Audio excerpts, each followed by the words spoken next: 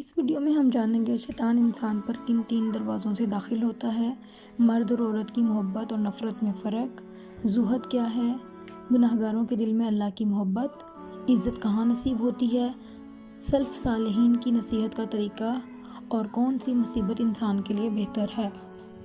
نبی کریم صلی اللہ علیہ وآلہ وسلم پر درود بھیجنا سب سے بابرکت، افضل ترین اور دین و دنیا کے لیے انتہائی نفع مند علم ہے۔ خالد کہتے ہیں کہ میں نے الوداعی ملاقات میں امام مالک سے وصیت کا کہا تو فرمایا خدا کا تقوی اختیار کرنا اور اہل علم سے علم حاصل کرنا۔ زیادہ ملامت نہ کیا کرو کیونکہ یہ نفرت کا موجب ہے اور سوء ادب کا مظہر۔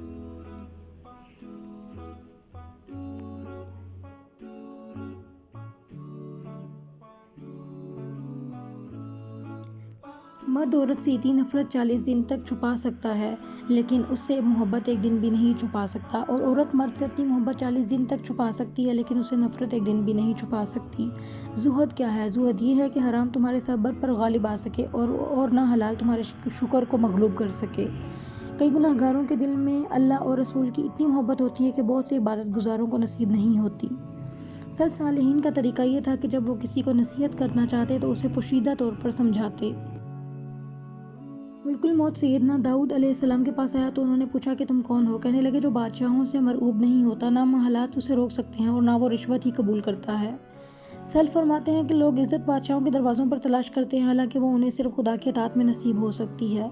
وہ مصیبت جو تمہیں اللہ کی طرف متوجہ کر دے اسے نعمت سے بہتر ہے جو تمہیں یاد الہی سے فراموش کرا دے۔ اگر نہ جانے والا خاموش رہتا تو خود بھی سکون پاتا اور دوسروں کے لیے بھی باعث راحت ہوتا، غلطی کم ہوتی اور درستی زیادہ۔ یہود تو انبیاء سے بغض رکھتے تھے، پھر اہل ایمان سے ان کی نفرت کا عالم کیا ہوگا۔